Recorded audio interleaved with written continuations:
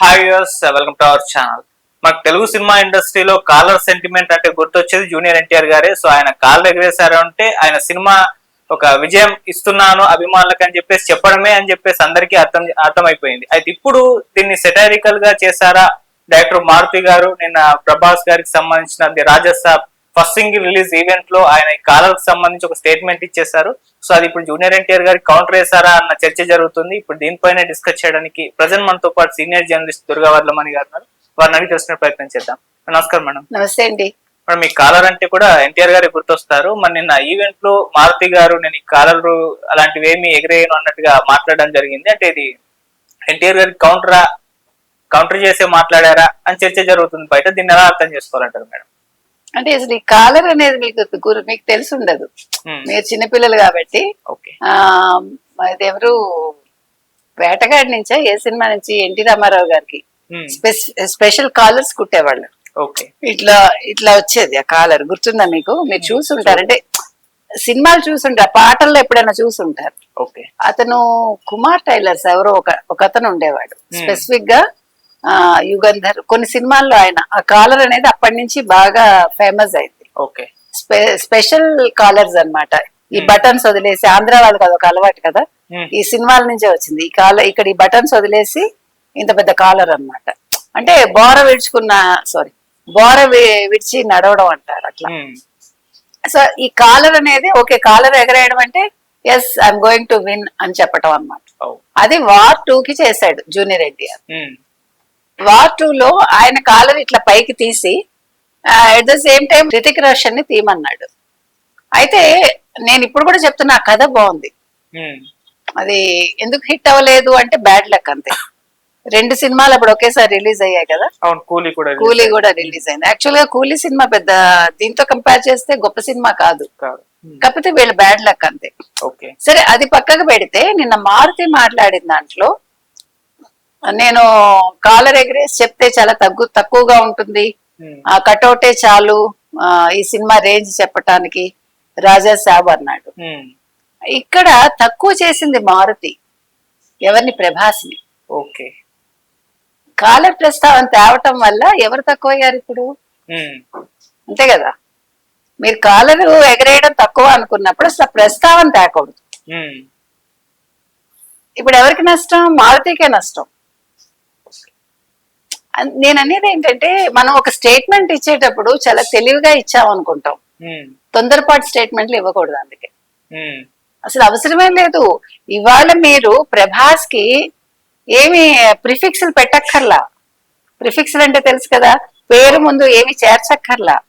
ప్రభాస్ అనే పదం చాలు అతని రేంజ్ ఏంటో చెప్పటానికి. బిఫోర్ బాహుబలి, ఆఫ్టర్ బాహుబలి ప్రభాస్ అంతే మాట్లాడండి, నథింగ్ ఎల్స్. ఓ పెద్ద హీరోనో లేకపోతే మరొకటనో అవి అసలు ఏది ఇంకా అవసరం లేదు. మీరు ప్రభాస్ పేరు చెప్పగానే మీ కళ్ళ ముందు ఆ విగ్రహం వస్తుంది అంతే. మీరంత కటౌట్ పెట్టాక కాలర్ గురించి మాట్లాడితే కటౌట్ ని తగ్గించినట్టేగా. కటౌట్ ఇంకా అప్పుడు ప్రభాస్ కి ఇంకేముంది అక్కడ? ఇక్కడ ఎవరికి తప్పు?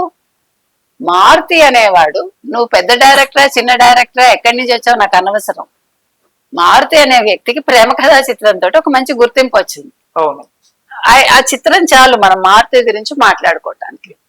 రాఘవేంద్రరావు గారే ఫిదా అయిపోయాడు ఆ సినిమాకి. మనందరం కూడా చాలా ఇష్టంగా చూసాం ఆ సినిమా. నువ్వు ఒక డైరెక్టర్ గా నిన్ను నువ్వు ఎలివేట్ చేసుకో.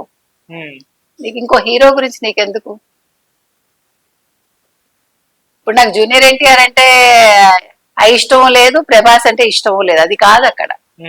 ఒక హీరో ఇంకో హీరో అంతే, మనకు అనవసరం మిగతావి. ఈయన నచ్చిన వాళ్ళు ఈయన చూస్తారు, ఆయన నచ్చిన వాళ్ళు ఆయన చూస్తారు. ఇప్పుడు తెలుగు చిత్ర పరిశ్రమ నేర్చుకోవాల్సింది ఏంటంటే, ఇవాళ తెలుగు చిత్ర పరిశ్రమ అంటే మీరు అంతర్జాతీయ స్థాయిలో ఉన్నారు. ఉన్నప్పుడు నేను ఈ కాంపౌండ్ నువ్వు ఆ కాంపౌండ్ అవసరం లేదు, అస్సలు అవసరం లేదు. ఎవరి గొప్ప వాళ్ళది.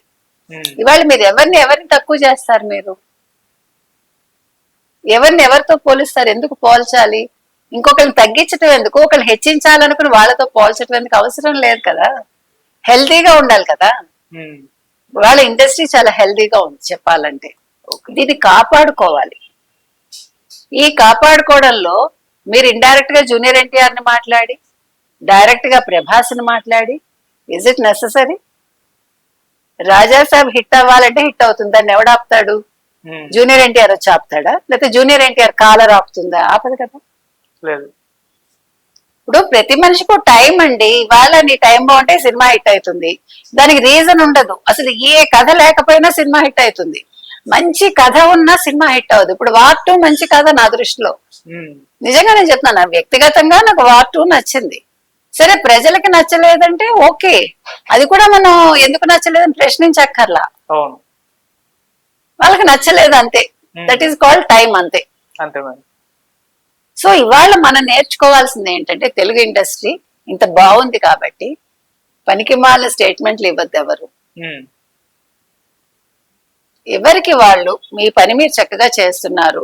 మీరు అంతర్జాతీయ స్థాయిలో ఇంకా ఎంత బాగా తెలుగు ఇండస్ట్రీని, లేకపోతే తెలుగు హీరోలని, తెలుగు కథని, తెలుగు సినిమాని తీసుకెళ్లాలో ఆలోచించండి తప్ప పనికి మాలిన స్టేట్మెంట్లు ఇవ్వద్దు. ఎవరైనా సరే, ఎంత గొప్ప హీరో అయినా సరే, ఎంత గొప్ప డైరెక్టర్ అయినా సరే, ఎంత గొప్ప ప్రొడ్యూసర్ అయినా సరే, మీరు ఆ సంయమనం పాటించండి, అంతే చెప్తాను. మేడం, ఇందాకే మారుతి గారు కూడా క్షమాపణలు చెప్పేశారు మరి జూనియర్ ఎన్టీఆర్ గారు అభిమానులకి, ఎందుకంటే వాళ్ళు కూడా ఫైర్ అయ్యారు, మా హీరోని ఇలా అంటారా అని చెప్పేసి. మరి ఎలా చూడొచ్చు దీన్ని?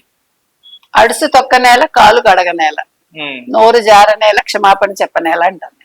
ఇందాకే చెప్పా కదా మీకు, ఎవడి పని వాడు చేసుకుంటే ఏ గొడవ ఉండదు.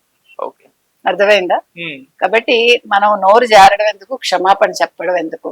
మనం తగ్గించుకోవాల్సి రావటమేగా క్షమాపణ చెప్తున్నామంటే. అంటే క్షమాపణ చెప్పాలి, అది కూడా చాలా విశాల హృదయం ఉండాలి. అది నేను కాదని అంటలే. మనం ఒకసారి నోరు జారితే దానికోసం మనం పబ్లిక్ లో ఉన్నప్పుడు క్షమాపణ చెప్తే మన మీద గౌరవం రెట్టింపు అవుతుంది. సో వెంటనే ఆ పని చేశారు మారుతి, కాబట్టి మారుతిని అభినందిద్దామండి. మారుతిని సీనియర్స్ కూడా ఒక రోల్ మోడల్ గా తీసుకుంటే బాగుంటుంది. Right madam, thank you so much madam.